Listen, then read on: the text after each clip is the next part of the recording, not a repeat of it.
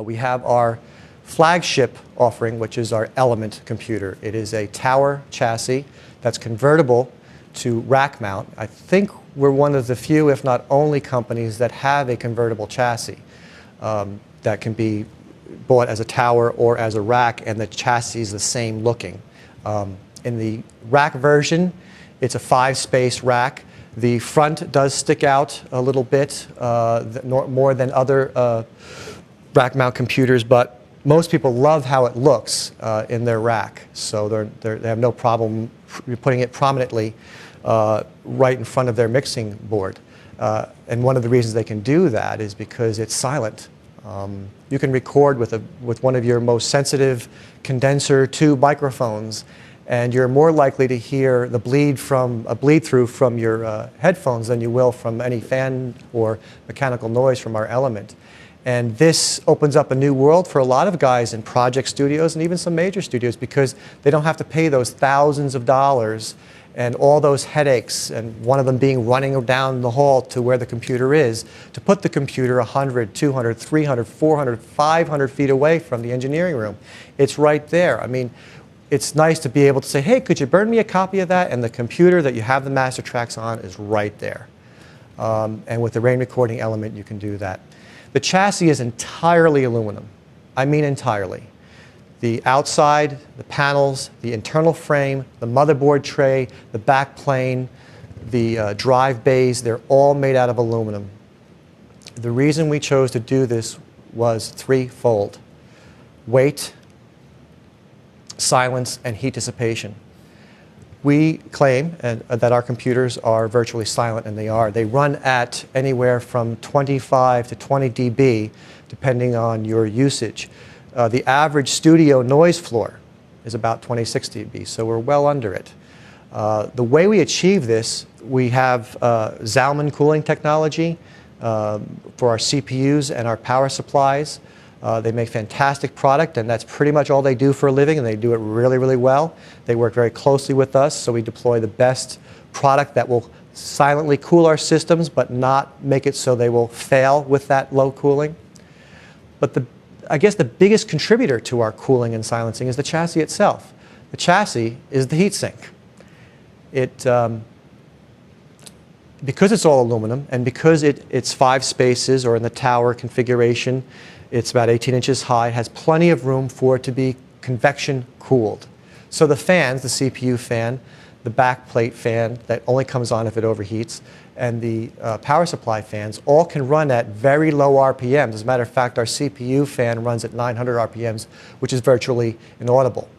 The reason we can do this is because we're working with physics. We're working with Mother Nature. The heat is just oozing out of the machine, and not only through the vents, but also through the metal itself. Many of our competitors make machines out of this black metal. We call them CPU captivators, or heat captivators, if you will.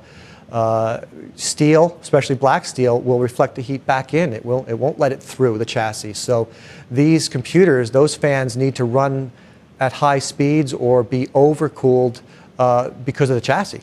Not to mention that many of these metal chassis weigh 20 pounds more than the Element, which is an issue if you're going to put your Element rack mounted into a very roadworthy shock mount case.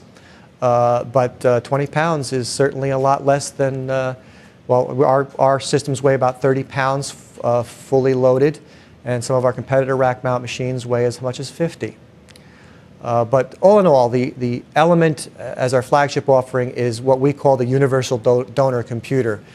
Whether you are a multi-track recorder person, engineer, or a electronic musician, or a virtual instrument sample guy with GigaStudio, the Element will do it all. It's comes standard with a fast CPU, 2 gig of fast RAM, 667 RAM, the dual-core CPU, 2 hard drives that are serial ATA running at 7,200 RPM, 16 meg buffer. Excuse me, I meant to say serial ATA 2.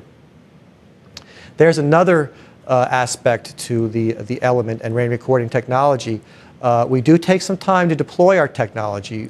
We don't want our customers to fall off that cutting edge. we require that the technology be somewhat matured before we deploy it because, again, we're guaranteeing you or the delivery on our promise of stability, reliability, consistency, and balance. So in order to do that, one of the aspects is to not have the technology out too early before it's fully baked, as some of us say. But there are some technologies recently that have come into that level of maturity where we can deploy them in our products, and one of them is serial ATA2 hard drives. Right now, the serial ATA2 hard drive has a 16 meg buffer and will do a data throughput of up to 300 megabits standalone. This is a year ago. Our Element had a serial ATA1 drive, which was 150 megabit with 8 megabyte buffer. A year or two before that, we had 8 meg buffer drives that were 100 megabit ATA. What we have at this point is a tripling, quadrupling of speed and throughput and buffer size. Now, a computer at any point in the data flow not only needs the processor to be fast, the CPU, the hard drive processor, the FireWire card processor, the video processor to be fast, but it also needs the ability to have fast storage. When those processors are thinking, sometimes they get a little overloaded and they have to put some of the data aside while they think about something else. That's called cache memory, usually. The ability, or buffer memory in hard drives. So the higher the buffer memory, the faster that buffer memory, and the better that hard drive is at getting data in and out of that buffer memory, the more throughput it can put through in the least amount of time, reliably, without failure. And we use Seagate SoftSonic hard drives, serial ATA2 with 16 meg buffer, 300 megabit throughput. And those drives, if you have a data drive with serial ATA2 as your OS drive, and then the second drive is serial ATA2 as your audio drive, and you stream back and forth from that separate audio drive, we've done tests where we've had 70 tracks at 4824, each with 3 plugins and about 10 virtual instruments running. And this was in Sonar 5. And the CPU utilization was getting up there. I mean, you still have to have your studio hygiene. You can't just keep piling everything on. I mean, some guys want to pile stuff on till audio engine failure and say, oh, great, I got a good computer. It didn't fail till I had 100 tracks.